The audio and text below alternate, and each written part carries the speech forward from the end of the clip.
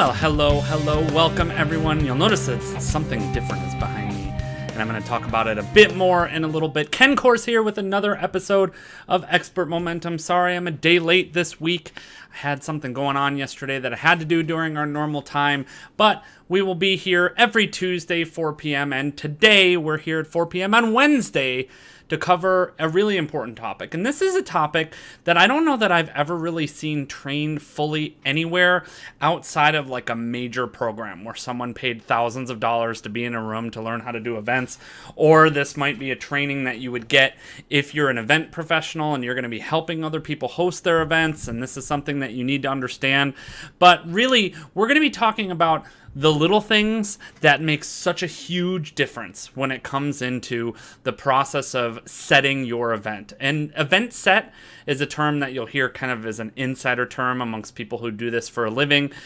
You might also call it event staging. You might call it the pre-event planning. Any one of those things are really talking about the same thing, which are the critical hours or the critical day that's leading up to the time that you're about to do your event or you're about to take a stage. And so this is different than your overall planning process and all those things, but it's a really, really critical and important piece of it. And actually, one of the things I want to mention, and I'm going to mention it multiple times today, is this is a big part of my Organizing Your Perfect Preview event ebook that I have. And actually, I want to pull that up for those of you that haven't seen that thing before. And actually, what we're specifically covering today is on page 3. Actually, this is the wrong one. I'm going to jump down. It's the further page. So you'll notice on page 7 here, there's this big page of details that you have available that's here. That's kind of gives a big list of bullets that says, here's some of the things that you need to have prepared before the event. And I know this is a big, long list of things, and I know that there's not a ton of detail associated with each one of these things, which is why when I was looking at it, I'm like, man, this is something that I've got to go through. This is something that I feel like I could actually probably do an entire training on alone with just these details, because this is where all the interesting stories or challenges come through at this point. This is where like all of the disasters I've faced at events in my previous life have happened in this pre-event phase. Like when you show up and things aren't exactly what you're expecting, or you're expecting a specific thing and that's not the thing that's going to happen. But on this page in the organizer, which there's a ton to this, as you'll notice when I was showing this on the screen, there's 30 pages that I'm showing here on this organizer. This is really the critical piece, and today's lesson will really help you dig deeper into each one of these bullets. The only thing, I think I lumped 2 of them together, and I'll reference which ones that is. But if you want to get this, I'm going to give you a URL in just a second, because I'm going to switch over to our PowerPoint for today and our training for today. And as I said, I'm really excited about this one. This is kind of insider knowledge. It's stuff that I don't know, again, that I've ever seen anyone who's not in the event space or who isn't familiar with this stuff. I don't think I've ever seen anybody talk about this or really get this far into the weeds and this far into the details. And it's really, really critical. It'll be part of my upcoming events. It's something that once you start speaking consistently, these are just the things that you've got to know. And so, again, for those of you who are watching this the first time, this might be your first episode of Expert Momentum, and you're like, I've forgotten who Ken is, or who is this guy? I don't know what this is all about. My name's Ken Course. The reason I know so much about events is I have lived in the quote-unquote events world for over 11 years now. I've been doing events many, many times a year all over the world, and I've worked on various teams that are associated with events, whether they're marketing teams or sales teams or order processing or all the roles that I'm going to talk about today. But in many, many different industries, you can see those on the screen, so I'm not going to go into too much detail. But events and speaking have really been my life for, really the past 11 years. And they're the thing that I've spent the most time learning about, the thing I've spent the most time working with others about, training about, studying. I love going to events. You'll see me at events all the time because, again, I'm a student of the industry, and I'm someone that, having been behind the scenes of so many different styles of events and ways people are doing them, These are really critical things to know. And again, as I mentioned, I'm going to be talking about this in the context of, both events that you're hosting, either in person or offline or online. I'm also going to talk about potentially what happens when you're taking someone else's stage. And again, I'm going to explain why I have this banner behind me that I don't normally have behind me, because it's part of today's training, which is the hint. I have some other swag around that I'm going to show off and talk about today. The other thing I mentioned is I do talk fast. I go through a lot of information. I actually debated, and we'll see how this goes. There's so much information in this PowerPoint. I might actually need to divide this up into trainings. This might be something, or there may be a Q&A session on this that some of you might see this and go, wow, I would love to know, how it applies to this particular type of event, or I would want to know, how I organize things like my team. I think that there's going to be a lot more conversation that spins out of today's conversation, because this is just so important. And these are little details that no one tells you. They're like the things that no one tells you on the first day of school, or the thing no one tells you about being an adult. These are the things that no one tells you about hosting your own events or developing your own programs. They're just not things that people talk about. But yes, I talk fast, and I will decide as we go through this call. This might need to be split into 2 calls, but I'm not sure yet. We'll see how this goes. We'll see how this episode goes.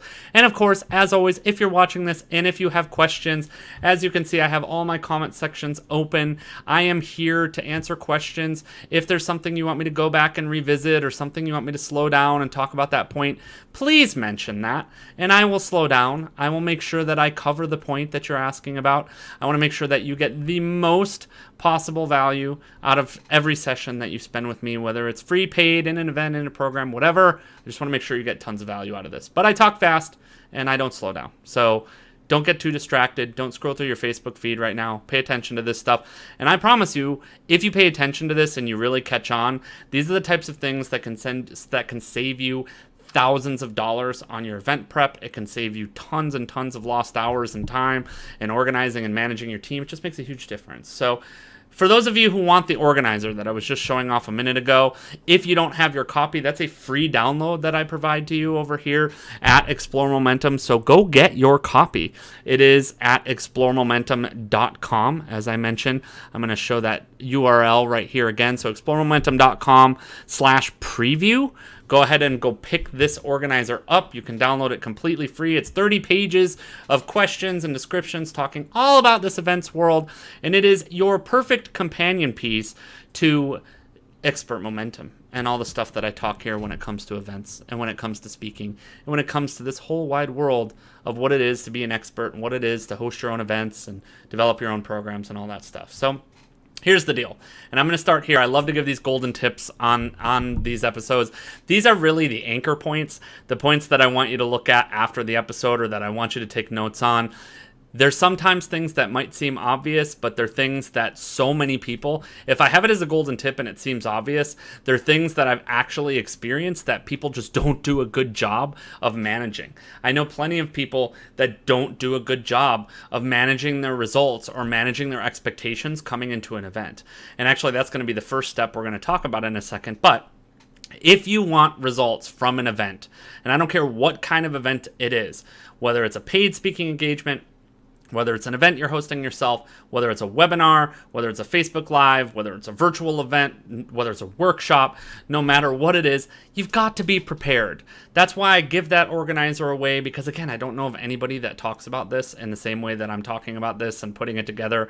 I don't know if really anybody that shares this kind of information. I know places that will train you on workshops and they'll train you on speaking skills, but this piece is just such a critical piece. And if you don't come into an event knowing what you want, or knowing what the objective is, or knowing what result you're trying to create, then chances are you're not going to hit that result. Or you're going to look back after the fact, and this tends to be more common, you're going to look back after the fact and go, man, I really missed out on this opportunity, or there's something that I should have done differently, or something that I should have thought about that I didn't do. So, maybe I didn't capture names, or maybe I didn't make the sales I should have made, or maybe, whatever details you missed. A lot of those details are really critical. The Perfect Preview Organizer does that for you. So again, download that, exploremomentum.com/preview. You can get that, but this is really talking about that again today, because these little things are actually major things, and you won't know they're major things until they've gone wrong. And that's the best way to think about that. I have experienced every one of these tips that I talk about today, and really every one of those points that I talk about in the Perfect Preview Organizer,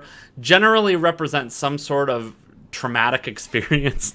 Maybe trauma is not the right word, but some sort of really painful experience that I've had where one of these things wasn't organized, it wasn't planned, something went wrong, something happened at the last minute. I've walked into event rooms that were completely unprepared, that already had people there. I've had events that I've showed up to where there wasn't time to actually, prep for the event, where that stuff wasn't happening. So I know every one of these tips that I talk about today, or these stages I talk about today and in the organizer, they represent experience that I've had of things that either didn't work or went wrong when it comes to events. These are major pieces, though. They're major critical pieces in your planning process. And so let's talk about what the event set is, because I'm going to use event set. That's really my word for this a lot, or event staging, but set is really the word that I like to use. This is the setup stage, or your event set. This is your run-through phase. It's really the phase to make sure that every single little detail and every single little thing is in place for your event. So you want to make sure that all of the details are organized, in place, ready to go at this point, so that you can have the best experience possible and you can focus on what you need to focus on, which is delivering on the stage, which is delivering from the platform. And again, I'll talk a lot more about that on other episodes of the show. But if these details are wrong, or they're not working, or things are screwed up, or any one of these things are happening, you will notice them very, very quickly. So you've got to make sure that everything is in place for your event and during this event set stage. And so most of what I'm going to talk about tonight is really going to be in the context of in-person events, specifically free in-person events, but they apply to everything else. They apply to 3-day workshops, they apply to mastermind events, they apply to, retreats, they apply to webinars, they apply to all of these things, because obviously you need these steps with every single event, and they're things that you need to consider or figure out when you're coming into each thing that you're doing. So first and foremost, I just referenced this a minute ago, but your event goal. So you've got to have a specific goal for doing the speaking engagement or for doing the event. So let me give you some examples. Let's talk about your desired result, and let's talk about the scenarios that we could be talking about in the speaking or expert industry, because I know a lot of times people are like, what do you mean the speaking or expert industry? Most of us who are speakers and experts actually think of ourselves as experts in our deliverables. So, a lot of the times I even refer to myself as a marketing expert, even though I know that at the end of the day, I know a ton about speaking and events and that type of thing. But if you don't know your result, you can't get it. You can't plan for it. You can't work backwards from it. And really the idea is any one of these steps, filling out that organizer, any step in the process should be working backwards from what you want to happen. So why are you setting up this event? Why are you hosting this webinar? Why are you taking that stage? Why are you doing what you're doing? Because in general, there is a desired result that you want to create, and you need to be as specific as possible about what it is. And for those of you who have never done an event or a speaking engagement before, I'm going to urge you to spend lots and lots of time being as specific as you can. Spend time thinking about it, visualize this, journal about it. I know those may sound like things that you're like, why would I need to do that? But the more that you can make that result concrete in your mind and think about what it's going to look like and how you're going to experience it and what it's going to be, the more likely you are to get that result. Whether it's a sales number, whether it's lead collection, whether it's reputation building, whatever it is, you've got to keep in mind what your desired result is. So let's talk about your typical events or your typical possibilities where you're going to be asked to show up and speak, or where you're going to be hosting an event. So you're being paid to speak. I don't talk about that a ton. I actually want to bring on other experts because I have great friends that I know out in the world, even here in Boston, that are really experts about getting paid to speak. That's not the world that I'm the most familiar with, which I'm way more familiar with speaking to sell, hosting your own events, webinars, all the stuff that you see me doing here at Explore Momentum and Expert Momentum. But these are your event setups. You're being paid to speak. You're being interviewed. Oh man, this is one that a lot of times I see people totally forget the objective.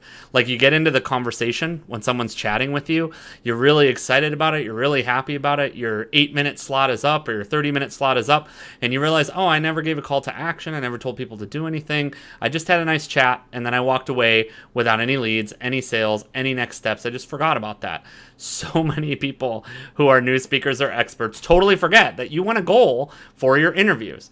A lot of times you might get a short slot, so you might only have 10 minutes or 30 minutes to deliver a point or to do something, and you've got to understand that your goal for that has to be different than either of the previous ones. So your goal for being paid to speak is different. Your goal for being interviewed is different. Your goal for a short slot's different. Then maybe you have a 30 to 60 minute slot. You have a 90-minute slot, which is very different. And 90-minute is generally going to be your big sales presentation or your big sales slot. Or you have as long as you want. And actually what I put here is not recommended. The reason is a lot of the time, especially since I'm talking about preview events or first events or introductory events for you here, a lot of times just giving yourself all the time in the world causes two problems. First, you give too much away in the introductory experience. I know people who give away like everything they would teach in a 3-day workshop at a preview event. Like they're like, we're going to spend 8 hours doing this for free. I'm going to give you all my content, all my brains, all my guts and glory. And it's great to provide value up front. I do that with my podcast. I do that with my interviews. I do that with Expert Momentum. I do that with everything that I do.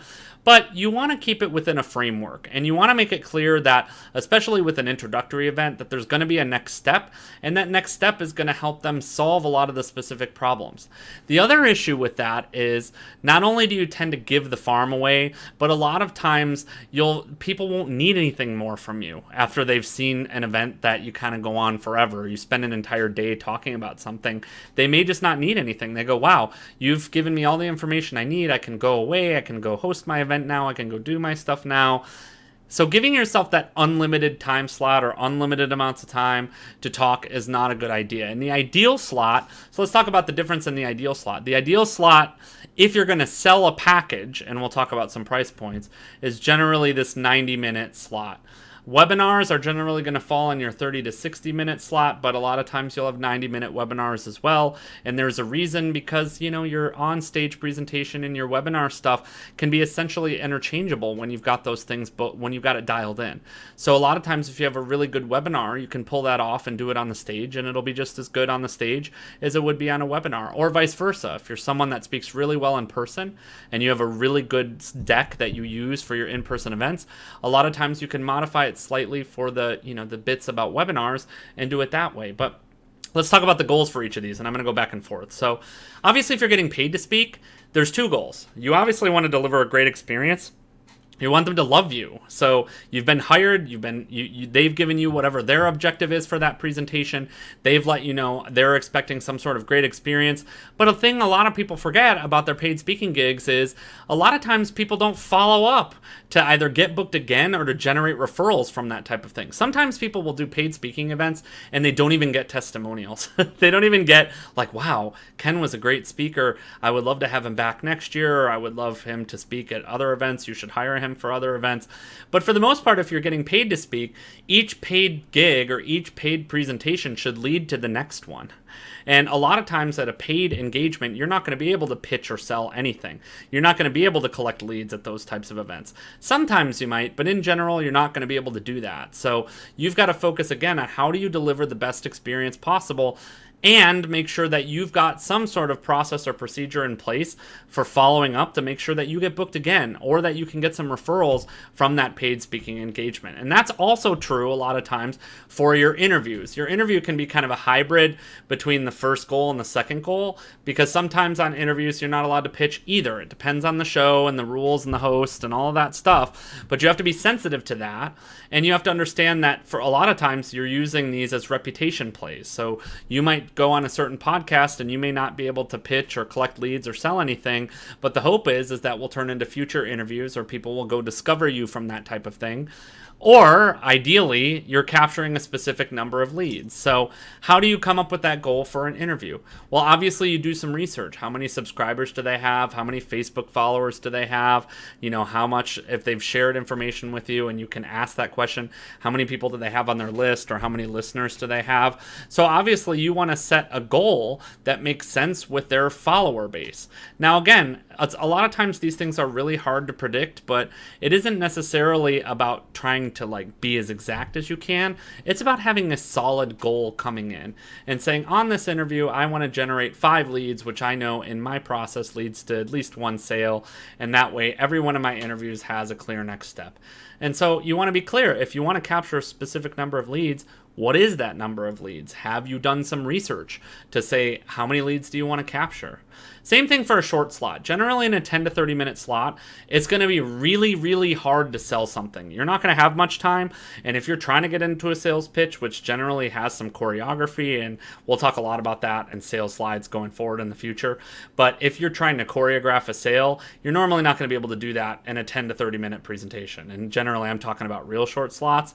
You're only going to be able to get people to follow up with you, to get a free gift from you. So you'll notice I put you're generating signups for a bonus or a freebie or a very small sale. So you can a lot of times sell a book, or you can do a giveaway, or you can do something that gets people interested in what you're doing. But if you try to cram too much, which many people do, into a short slot, like a 10 to 30 minute slot, then a lot of times you're never going to get to the goal because you won't have enough time in that slot to get what you want. So if you have a 30 to 60 minute slot, generally you're going to be giving a pitch, or you're going to be making an offer that's in the $197 to $997 range. Now keep in mind, these are not hard and fast rules. They're not the only way that you can do things. But traditionally, and looking at, if someone was coaching with me on, what type of sale should I be making in a 30 to 60 minute presentation, generally you're going to be looking at the $197 to $997 range. That's generally what you're going to do in that price range, and it's generally what's going to work best. Now, again, know your audience. There's a lot of questions you can ask coming into it, but this is just kind of a general rule. And then in your 90-minute slot, you're looking to generate a sale from $1,000 to $2,500 and up. And I know people in 90-minute slots who sell $5,000 packages or $7,500 packages. Again, these aren't hard and fast rules. They're just places to start. So saying, in general, if I have a 10-minute slot, I'm going to be giving away a freebie or selling something really small. If I'm doing a 30 to 60-minute slot, I need an offer that's $197 to $997. If I'm doing a 90-minute, I generally need something that's $1,000 to $2,500. Those are some quick rules that you can use to get yourself in the right state of mind for these types of things. But keep in mind, no matter what, once you've decided on the goal, or you've worked on it with a team or your support, even if it's just one person, your sister or your grandmother or whoever that's going to the event with you, everyone that's around you should know that goal. They should know why you're doing this speaking engagement. They should know why you're there so that they can support you in that goal. Too many times, first of all, new speakers don't have a goal coming into events. They're like, I don't know why I'm doing this. I'm just speaking because I hope and pray that somehow this will get me something. But once you've decided on what that goal is, or you've mutually worked on that goal together, everybody should know what that goal is. Everyone should be clear on what the goal is, and everybody should understand what we're here to do. And actually, I'm going to talk more about that as we go further in today's presentation. But be clear.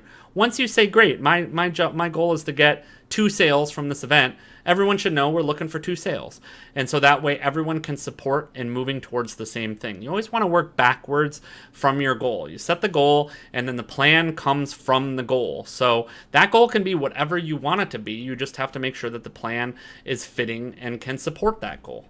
So then, now let's move on to step 2. So who is supporting you, and what are they doing specifically? And I'm actually going to have a whole step later for a particular role in your support team. I'm going to mention them here, but I'm also going to flag that you're going to hear about them later. But who's supporting you there, and what do they do? So if you're speaking at an outside event, obviously there may be some event staff, or there might be the other speaker or someone that's there to help you. And so you want to be very clear if they're going to have a job or a role or some way that they're supposed to be supporting you, that they know what that is in advance.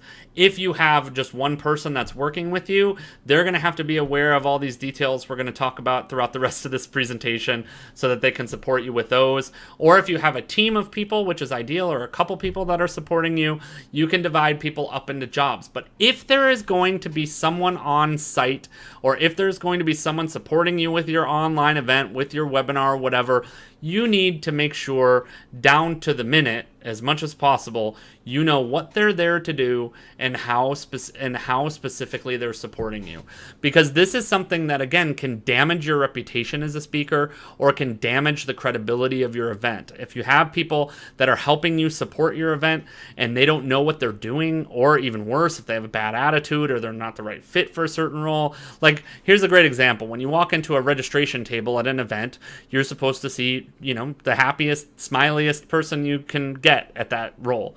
If you walk up to a registration table and the person is crabby, or they don't greet the person right, or they give somebody the stink eye or whatever, you just don't want somebody in that role. So Obviously, I know a lot of times early on in events, you're just going to pick up whoever you can to support you in these things, and I totally understand that.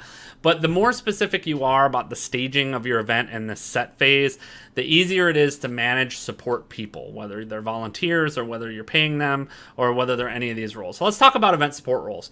I talked about a lot of these when I was talking about partners last week, but these are some of the really important roles or hats that you might have to wear when you're at an event. And a lot of times, again, I've done entire events where I was literally every one of these things and the speaker. So sometimes when you're getting started, you're going to have to do all these roles and wear all these hats, and it's really challenging. But if you're that person, so the piece of advice I'll give you is, if you're the one man or one woman show that's doing this, there has to be a stage where you get out of all of the rest of these jobs and you get into the experience job, where you're the speaker, where you're focused on your goal and you're focused on what you're doing, and you want to prepare as much as possible going into this process, because you don't want to have to be doing like event setup stuff when you're on a stage, or you don't want to have to be wondering where your other speakers are if you're on a stage, or you don't want to be processing orders or have credit cards to run and then have to think about getting back up on the stage and introducing somebody else. You've got to have your process dialed in. So event setup. So obviously you need support with event setup. Some of the worst experiences I've ever had in my life was when I was a solo event person, or when my event staff didn't show up, or things didn't work the way they were working, and all the stuff has to get in place. My projectors, my sound, if I have sound, my mics, my decoration. And again, if you're short on these things, and I'll give lots of tips about this, especially for in-person events, most event locations are very, very happy to charge you exorbitant amounts of money to support you in these areas. So if you don't come with your projector, your sound, or your mics, they're very, very happy to overcharge you for those things, and you'll end up with tens of thousands of dollars in expenses from a hotel or from a conference center or from a boardroom meeting. They are very, very happy to bring in their outside contractor or whoever it is to charge you tons for event setup if you're not prepared for that. So one of the things, and I'll recommend this in the next section, is if you have your own stuff, you want to bring it. And if you don't have your own stuff, you want to get a plan to start getting it, because it's way cheaper to have your own technology. And this includes your projector, your sound, your mics. Yes, it's a hassle sometimes to carry it around or to ship it to a place or to bring it on an airplane with you, but it can save you tens of thousands of dollars. I've had places that would charge $10,000 a day for basic setups that don't even look that good that I've worked in the past. So event setup team and event setup people are really important. Like if you don't know how to set up a projector, or you don't know how to plug in music and get your music going, you got problems. You need some support on that side. Registration desk. I brought this up. Registration desk is probably the most underrated role of a lot of these things, and they tend to be the thing that I see at events that people will just like throw anybody at. They'll be like, hey, you look good. Like, you sit at the reg desk and set up name tags. But the registration desk is actually a really critical role. And actually, later on, I'm going to talk about the event MC, which we'll talk about, which is a really critical role if you've got one. But the first smiling face they see is at the registration desk. The beginning of their event experience is there. And this is true online with your landing page and with what you've got. So that experience is important, and it needs to reflect the quality or the standard or the positioning that you're going to use for your event. So you want to be clear. You don't want to just throw anybody at the registration desk. And if you're just going to throw anybody at it, you need to make sure that they know what they're doing, because that's the first representation of your event. And I've had people come in sour working with someone that wasn't the right fit for a registration desk or a reg table, because those people were crabby, they were having a bad day, they weren't nice people, like whatever it was. You need to have the right people at a reg desk. In-room volunteers, team leaders, or staff. So these will be people that are directly interfacing with your audience or with your clients or with the people sitting in the chairs. Again, very specific. They need to know what their roles are, because I've seen this happen time and time again at events where they're not managed or people don't know where they should be at given times. Maybe your in-room volunteers are supposed to be bringing people back into a room, and you're yelling on the stage over loud music and trying to get people in a room, and the volunteers should be helping you, and they're not. They're out having lunch, or they're out screwing around, or they're not paying attention. People have to know where they need to be at any given minute, and they have to know what their jobs are. So if it's their job to help you get people back in the room, or it's their job to run a certain exercise, or if it's their job to do certain things, you really need to make sure you have the process in place and that you know specifically what you want them to do. In-room sales support. Again, this is more of a talent job if you have someone that's going to help you make sales or help you make your offer or collect registrations for you. Because again, this is a particular personality. There's someone that's representing your brand, representing your programs. So you need to make sure they're very clear on what do they say, what are they allowed to say, what are they not allowed to say, what are they allowed to offer, what are they not allowed to offer. If a problem comes up, how do they get the problem resolved? Like, this is something I see with in-room sales support all the time, is you'll be doing an event and you'll be speaking on a stage and you've got a million other things going on. And if your salespeople don't know details, like they're having to bring clients over to you to answer questions, and you might have been in a conversation with someone else, and confusion helps you lose leads and sales, especially on the in-room sales support. Any confusion at all is the enemy. You have to make sure that anybody, again, that's sitting in that room knows their role, but in particular, your in-room sales support are the people that are helping you try to make money, so they should know all the details, or if they've got a problem, they should know what they have permission to resolve or what the process is going to be if they need to get some support or if they need to get help in doing what they're doing. Speaker talent support. So this is what I was just talking about. Like, if you're running your own event and you have multiple speakers, somebody's got to be in charge of, where are the speakers staying, and, what time are the speakers supposed to show up? And if someone's not there, who's sending the text to the speaker saying, hey, Ken, like, you're not here. You're supposed to be on stage in 10 minutes. Where are you? Or if they're out on the phone, like, hey, come in. It's your stage time. Like, someone's got to be making sure that your speakers or your talent or the people that are going to be on the stage or supporting the event are where they're supposed to be at the right time. Really, really critical and important piece that a lot of people forget. And I've seen this happen where a speaker had the wrong date for an event and just straight up didn't show up because no one was managing that. So, an event was promoted as a 3-hour event. The other speaker didn't show up. Now we have to make something up for an hour and a half, and it's not ever really good when you're having to do that on site. And it just causes a disaster because no one was managing the speaker or the talent. They didn't know where they were. They didn't follow up with them. They didn't make sure that they were good. You have to know in the set and make sure that that is taken care of. Your sales table or your order takers. Like, again, all these roles, you hear me talk about them, they all are super important. Like, all I can tell you is every one of these roles can actually be a make or break for your event.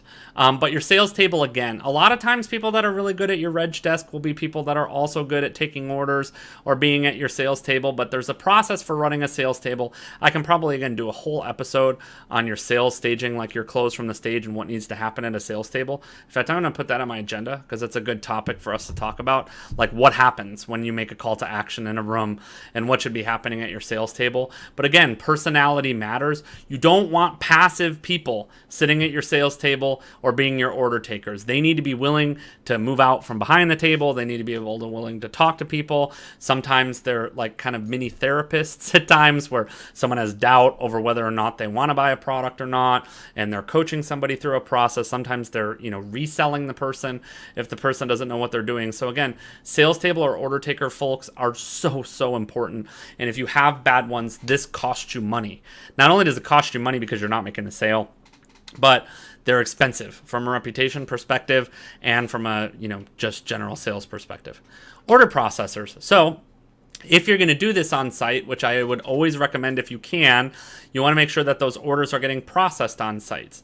Now, keep in mind, and this I'll cover in that sales table thing I want to talk about, it is never good, if possible, to take a credit card right away on site. Like, a lot of times you don't want to run them through your Stripe or your Square or your, payment terminal or whatever on site. Because again, a lot of times that delays the sale, and a lot of times people will leave the table or will walk away from the table.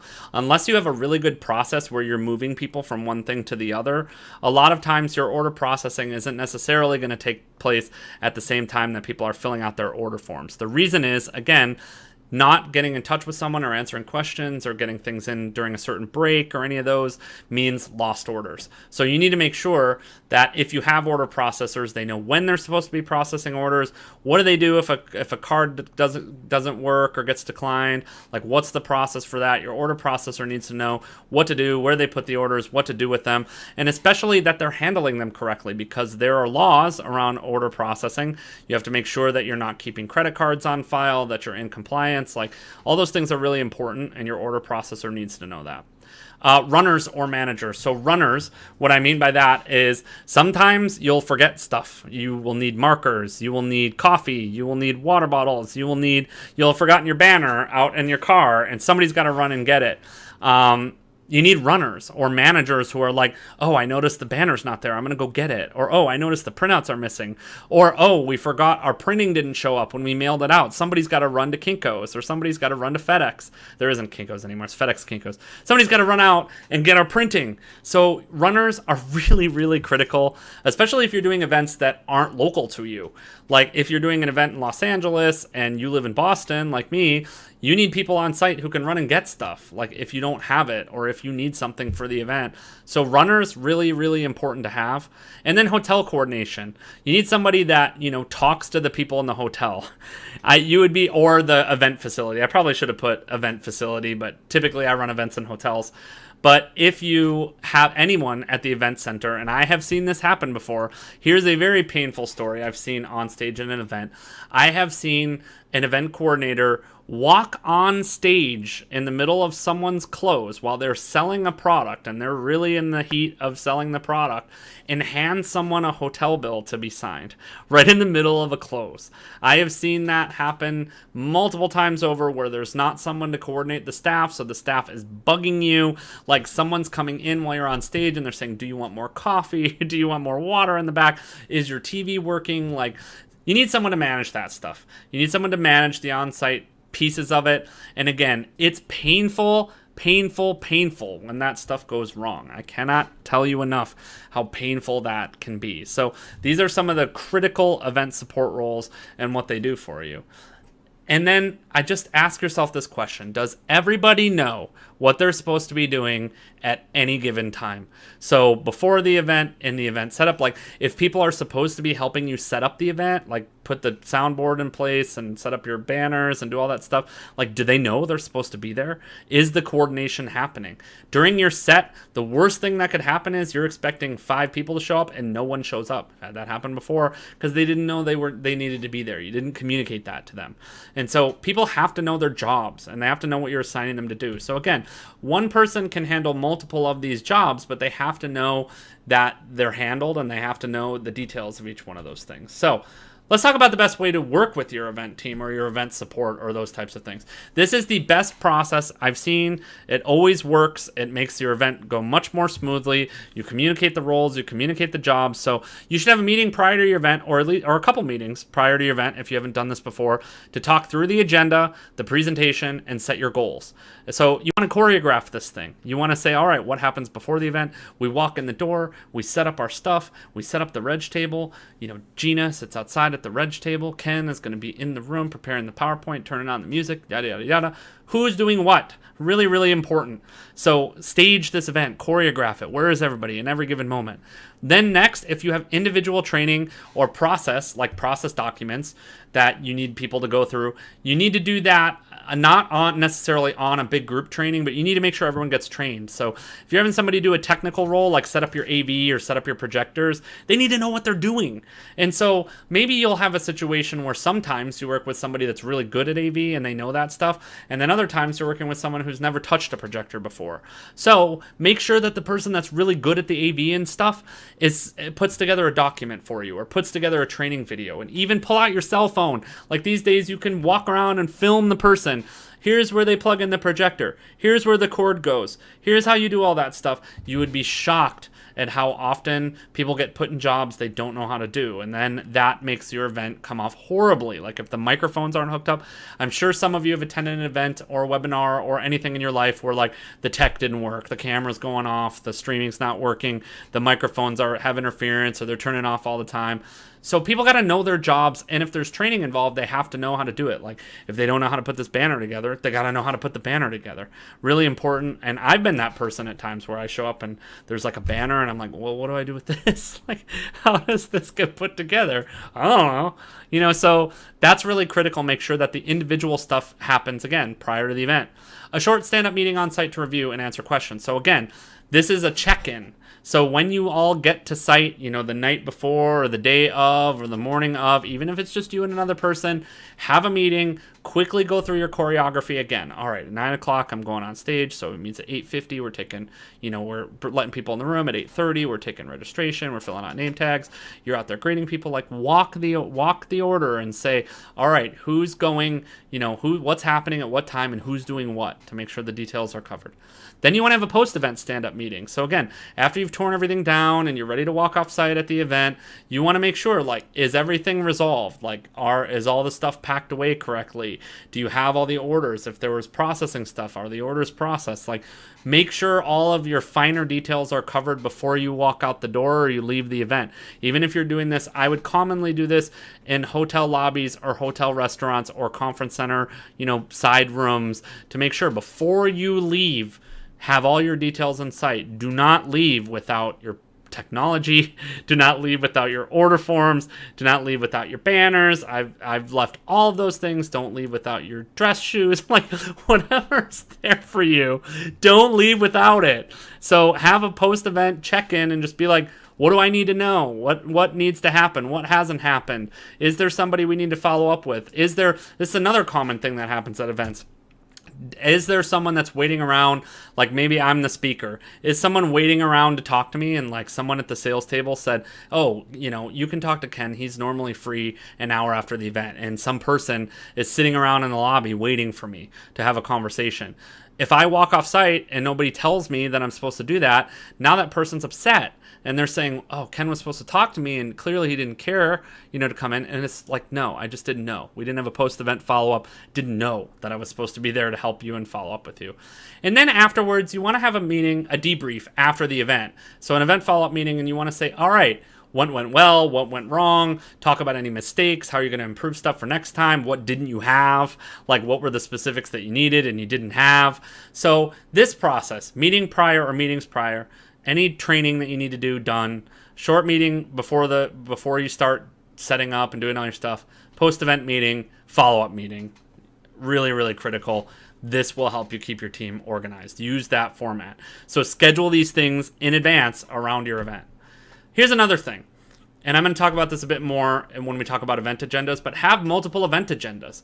So you obviously want to have one that you give to clients, which is just the high level, who's speaking when, where should they be, what's in what room, et cetera, et cetera. But then you want to have a detailed minute-by-minute agenda for your team. So you want to say, all right, if people are supposed to be there at 8 o'clock, why are they there at 8 o'clock?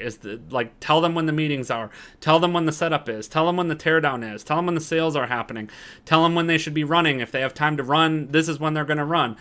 All those details should be on a run minute-by-minute agenda that really tells you, all right, when should this person go get the copies that we didn't have?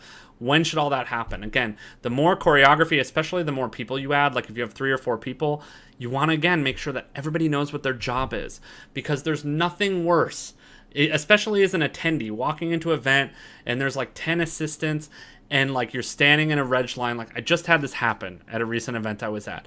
They probably had 10 different people that were event support volunteers and staff and all those types of things, and only one of them had a job. Their job was the registration table, and so the other 9 people were distracting. They weren't helping. They were standing around the table, they were making jokes, and so everybody in line is getting super irritated because these people all have staff or volunteer name tags, and they're why is this line out the door that I'm standing in to get into this event? So you don't want people standing around making, again, it creates a perception of your event that makes your event look shoddy, poor, bad. You don't want those things to happen.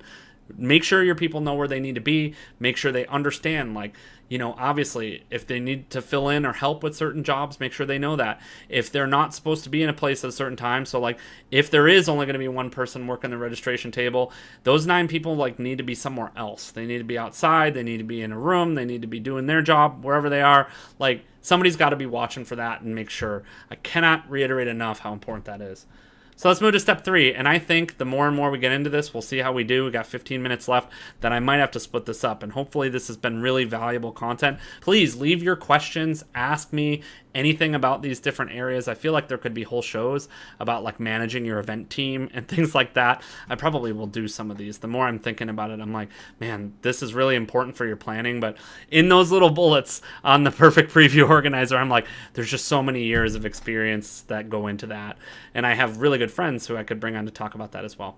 So let's talk about your order forms and your sales process, because this is another really critical detail where money is made or money is lost. So obviously you got to prepare for your sales table. So if you have a table in the back of the room where you're going to be making sales, first and foremost, you need flyers. So you need printouts that say, if they're buying a workshop or if they're buying a program, like what are the details? So everybody, if there's something that has a date, you've got to have the dates. Like this is something I can't tell people enough. They'll be like, oh, I'm going to, sell a 3-day workshop. Everybody wants to know when the dates are. If you don't have a sheet with dates on it, I can tell you that's a guaranteed headache at your event table. It's going to keep somebody tied up while they're going to the website or they're finding you and asking you for the event dates. Like event dates, people. Like I cannot reiterate that enough. If they don't know the event dates, this will make orders drag on forever. It will cost you sales. Like you want to have at best flyers that have event dates on them, but just make sure all of those, you have printouts or flyers that say, here's the specific details that are absolutely critical and mandatory that people are going to want to know. Dates being the biggest one, product description. So like, what are they buying? Schedules, if those exist, all the important details.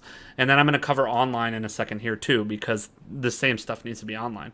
Sign-up forms or cards. So if you're not selling something, or so again, if you're doing a freebie or they're signing up for something, your flyers and your details would be about the freebie. Like where do they go to get the freebie, or what is the freebie, or what is your download, et cetera, et cetera. Like what you'll see at exploremomentum.com/preview. So in this case, again, you need to make sure you have that stuff. And if you're going to have people sign up for something, don't count on them to have the stuff, like to even have paper or pens to sign up. Like you should bring forms for people to sign up or register. You should bring cards even for people to sign up and register, to give you information, to get the freebie, to get on your list, to get whatever the bonuses that you're offering. You need to have that stuff prepared in advance. Order forms. So notice this is a detail I talked about specifically here. I put this tip, and a lot of people don't understand why I would put this. So usually you do not want to put preset pricing, or oftentimes you don't even want to put preset programs. You want to write things in. So this, people go, why? Like, why would you want that? Because things change. So you might figure out during an event that you were going to make an offer that was too high. Or you might step into the room and go, man, my offer is $197, but this looks like a room that, needs a $497 offer. Or there, a lot of times you want to adjust that price up. So having a retail price for what you have on your order forms can be a really good thing. So if the value of your event is $2,500, but a lot of times you want to be able to write things in. Or you might need to go a different direction at a sales table, or you might change your PowerPoint at the last minute. So a lot of times you want to bring order forms that are not pre-filled out order forms. Or if you are going to have some pre-filled out spots on it, you want to have a few blank spots to be able to write if you need to adjust on the fly. Because that happens all the time. You might say, oh, well, I'm going to adjust the price, or I'm going to throw in this different bonus. Or like maybe you get into a conversation, this happens to me. Maybe I'm talking about speaking, and then people are like, oh, but Facebook ads. And that becomes the whole topic of the conversation. People want to talk about Facebook ads. So now I want to give them my Facebook ads bonus, but I have nowhere on the order form to write it. So you always want to have spots on your order forms, like preset spots where you can fill stuff in, where you can change prices. I almost think you should never put your event pricing on an order form. You should have people write it in, or you should write it in, so that way you can be flexible about what it is. That's a golden tip. I should have put that as a golden tip. But your order forms, you can have the product name, the description, have some open slots where you can write stuff in, put retail pricing, but don't put other pricing. Fill in the pricing. It can make a huge difference in what you can sell and how flexible you can be during the event. So your order forms, write stuff in, and have spots where you can write details, write things, because you'll add bonuses sometimes, or you'll do different freebies, or people will want different things. So you don't want to use preset info whenever you can. write stuff in. So, have a spot with, some details about you and the company and whatever. Have the spot where you're going to fill in the products and the programs, then have the spot where they enter their payment info and put their personal info below. Really important one, and I'll show an example of that on a future session. Credit card processing, but you'll notice I said this here, don't let this slow down the process. I'm going to move my head a little bit since now I'm covering the PowerPoint, but don't let credit card processing slow down the process. This will cost you sales. And a lot of these things I'm talking about, people don't even realize until you're doing them how slow it can be sometimes, especially if you're in a hotel room or especially if you're in a remote area. A lot of times, and you're working with people who've maybe never used PayPal or Square in their life, and so they're like struggling with the app, and they're like, oh, well, how does this fit into this, and how does this work? Now, obviously, your training and stuff can help this, but payment processing or credit card processing on site is slow. It's why so many events try to find ways around it, where they'll like have your payment information associated with a barcode, like Disney does these bracelets that you just scan, because payment processing is slow. And every moment that I have to think about whether or not I'm going to put my credit card down for something at this point, I'm going to be asking questions about, my credit card, this is taking lots of time. I have other questions. Like maybe they're asking your order processor questions that they don't know the answer to. So credit card processing, generally a bad idea to do on site or right at the time of order. Doesn't mean you can't do it, and doesn't mean that there aren't great technologies. And if you have lots of support, a lot of times you can have stations where they work with your salesperson, they fill out the order form, they walk to the next station, the person processes the payment. That way you do not have people lurking around your sales table. I'll talk about that a ton as we go into other tips, and I think, again, as I said, I'm going to need to split this into 2 lessons because we're already at 51 minutes and I've been blowing content out on this thing. So credit card processing, don't let it slow down your process. It will take long times. You'll get into a hotel room, you'll test everything, the Square will be working great. Then when you're processing orders on site, the Square won't work at all. The Wi-Fi will go down, the phone signal won't be working, your credit card terminal will explode into flames. Whatever happens, something will happen. Credit card processing is slow. This is why so many people have you write the payment information onto an order form, and then they process the order, and they either send you an invoice or they get back to you or they do any one of those things. That's really critical. Do not let slow credit card processing slow down your process. And then training for anyone that will be anywhere near your sales table. I actually, again, think for each one of these steps, I could probably do an individual training on each thing, like how do you set up your sales table. But what the dynamics of what happens around a table where you're doing a call to action or where you're doing sales is absolutely critical, because you do not want people sitting at a sales table that are not supporting people with sales. You do not want speakers hanging out at a sales table. You don't want people that don't belong there. The people that are at a sales table are either filling out order forms, working with people to make sales, or they're going out and they're answering questions for people. Because a lot of times, here's what will happen. If you've ever been to an event, maybe you've done this, or maybe you've seen other people do this, where, all right, the speaker gets up on stage, the speaker makes a sale, call to action, everyone go to the back of the room, you're going to fill out the order form, you're going to be part of my Explore Momentum community, or you're going to be part of your momentum now. Great, woohoo! Everyone runs to the back of the room, or 2 people run to the back of the room, or whatever happens. They run to the back of the room, they're now there at the sales table, your order processors or your sales table people are taking orders with those people. Then you'll notice like these group of people that kind of inch their way over to the table, but they don't sit down and they don't fill out an order form and they don't engage with anybody. They're just kind of there. And this happens every time. Those are people that are curious. They probably have a question. They want to talk to somebody. They want something particular, but a lot of times even those people might be too shy to ask, or they might be like trying to listen in. They might be trying to see who else is buying. Like this happens a lot. They'll say, oh, well, if Ken buys, then I'm going to buy. Or I want to hear, Ken had a great question. I want to hear what the person at the sales table tells Ken about this order, because that's going to be whether I decide whether to order or not. So you'll see people that just kind of hang out around sales tables. And people at the sales table or around the sales table need to engage those people. So they need to get out and have a conversation with those people. Hey, Ken, what's going on? Are you going to sign up for the program? What's going on? Or are you going to sign up for the bonus or whatever it is? Or, and on the webinar, it's people in the chat. So if people have been in the chat the whole time, you're kind of doing the same thing. Even though it's like a virtual sales table, you're kind of doing the same thing where you're going, oh, hey, Julia, you've been really active in the chat today. Are you going to do the program? Like, are you going to be part of this? So same thing, same psychology is happening and saying like, oh, are you going to do this thing? Like, are you going to be part of what we're talking about? Because I want to make sure that you're in. And around a sales table at a live event, that's even more critical.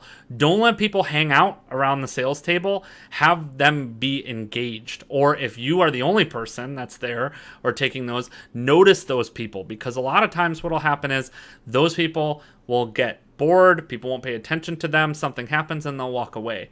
And a lot of times those are people that would have been buyers or would have been people that registered, and they're just kind of hanging out because they had a question or they wanted some attention, they wanted something specific, and you got to give it to them. So again, training for anyone that sits near a sales table, absolutely mandatory, vital, that they know they should be looking for those folks who might have a question, they're kind of hanging out, they don't really know what's going on. You want to make sure, and you want to make sure they know how to fill out the order form. If you don't have, like if you did what I suggested where you don't have preset pricing, what prices are they writing in, what program name are they writing in, what information do they need from the customer? Oh my God, this is another one that kills me at events. A lot of times you need an address to process a credit card. People don't realize this. So a lot of times people just take the name and the credit card and don't give you any of the address information. So if you need it, whatever you need people to do at the sales table, they've got to know every one of those, every single itty bitty one of those details. What do they write? Where do they write it? What's the details? What's the pricing? All that stuff needs to be really, really clear, because if you're the person that's processing the order or someone else is processing the order and they don't have the info they need, or the order form is filled out wrong, that causes a huge, huge, huge issue. Golden tip, and I already kind of talked about this a little bit because I was talking about the sales table. Don't ever let people linger during a call to action or around your registration or sales table. This is a skill. It takes some time to learn, and notice those people who are kind of lingering, hanging out, not quite engaged, not quite engaging in what you're doing at this point. There's a lot of people and there's a lot of attention that you need to pay to that, but it's really, really, really important to go, all right, if people are kind of lingering around, what are they doing? And as I mentioned, I am going to have to split this lesson into 2 sessions, but I want to finish one more point. We're going to run a little bit long today, but I want to cover one more point because I'm talking about in-person events and I want to talk about online events. And then I'm going to divide this because, as I said, the set is so important. I could literally do a whole event on how to set an event and all these things you need to have in place.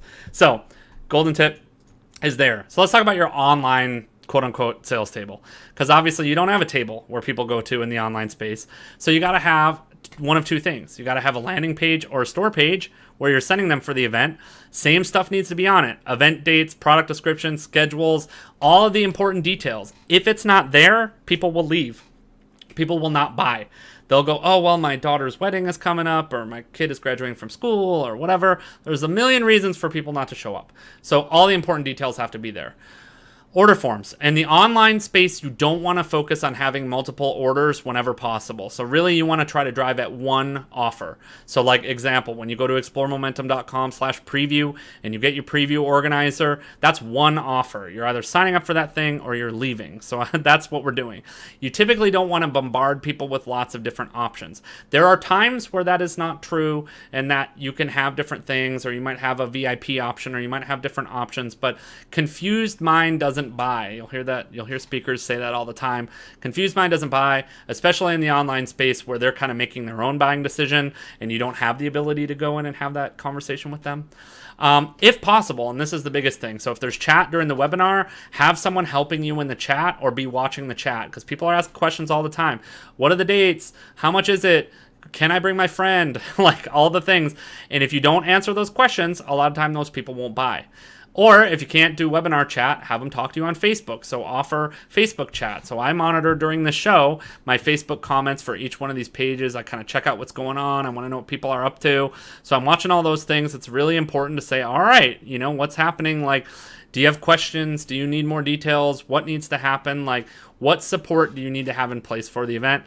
And then again, training for everybody that will be supporting you. So if there's somebody in the chat, make sure they're engaging people. Like if someone's been asking questions or leaving comments during your Facebook Live the whole time and they're supporting you, like make sure someone is engaging them, saying, great, are you going to download the preview organizer? So in this case, if somebody were in my chat or answering my comments, that's what they'd be saying, because the call to action on this is to go get your perfect preview organizer. A lot of you need it. You're probably realizing as I've covered this, like there's way more that goes into events than you probably even thought about or realized.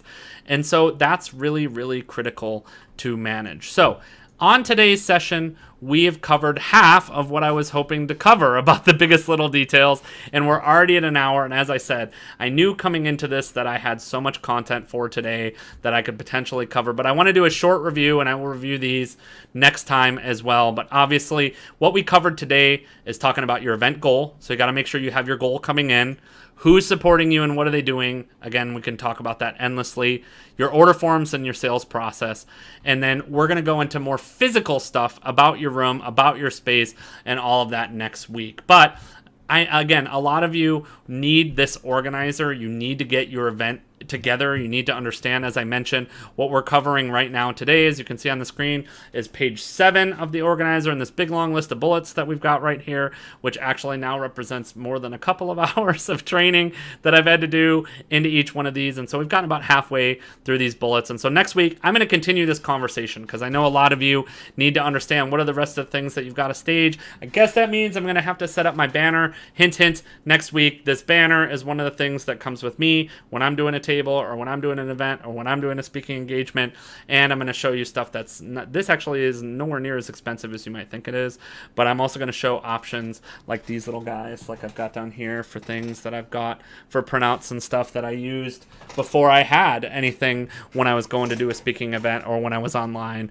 you know, to show off my stuff, like before you have books, before you have products, before you have any of that stuff. So again, we've covered a lot of ground today. There's a lot more to cover next week. Go get your organizer. I'm going to go show that here. Again, exploremomentum.com/preview. Totally free download. That's where a lot of this is coming from. It's different than the event planning phase. It's different than what you're going to say when you're on stage. This is all the stuff that happens during your event set, and there will be a ton more to cover next week. Actually, more than half the content we still have to go through next week on Expert Momentum. I hope this has been a valuable session for you. If you're watching this live or on the replay, ask some questions about who can support you, how they can support you, event team questions, any of that stuff. Really, really critical things to know. I'm happy to support you. I want you to have successful events, programs, webinars, all those different things. And I want you all to have success in the speaking and expert business because there's so much to learn. I've spent 11 years learning, and I want to save you some of that time so that you can learn and get to the results a heck of a lot faster. Ken Corsair signing off, Expert Momentum, exploremomentum.com/preview. Go get your free download, and we will be back next week, Tuesday, 4 p.m. See you then.